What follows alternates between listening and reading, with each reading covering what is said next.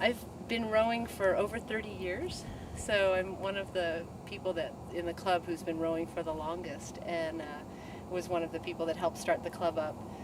And again, I feel incredibly lucky. I've met a community of people through doing that, and one of the things that this club has done, especially for women, there's a lot of women in the club who are in their 50s, 60s that went through school before Title IX and never really had a chance to be on a team, never got a chance to be part of a group of women training and working for something. And I remember so clearly one of the women who was one of the founding members who, when she won her first medal, she was in tears, and she'd never won a medal for anything. And so that, I think especially for the women, I'm so glad that we have the opportunity to do that. The women's team it's really fun, and there's a lot of people that don't want to race. There's a recreational group too, and there's more and more folks who are doing that. But the club has grown really fast. There's over 100 masters, and we have a juniors program for kids throughout the valley. That's got probably 35 or 40 kids during the spring and fall season. Spring's the main competitive season, and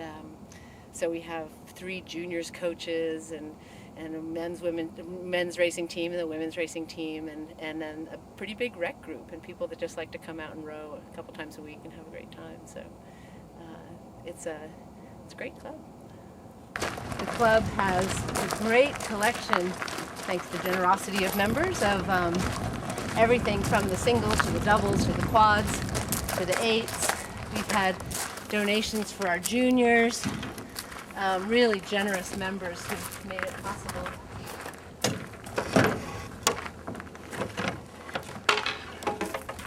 Come on in, I'll show you.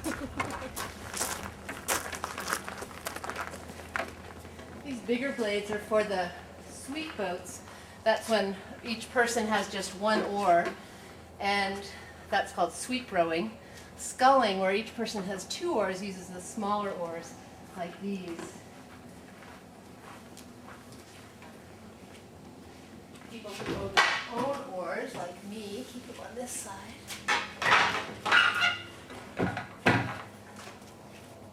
And so when we have team workouts, we have these ergometers that people can use to warm up on. There's some people who don't row at all who like to use these. They have a couple at the Y, and it's a great way to get a good workout. And then we also have, these are some of our boats, so different racing singles up overhead. It's a double that's not rigged for 2 people. This is another double for 2 people. These are quads for 4 people. Each have 2 oars. And then over here we have more quads and 4s and our 8s. An 8 is typically 65 to 68 feet long, and you have 8 rowers plus a coxswain.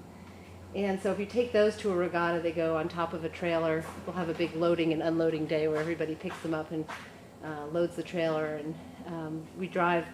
People laugh when we come to regattas in Seattle or in San Francisco, and they say, "You drove all the way here?" And we point out that if you live in Ashland, you have to drive to race.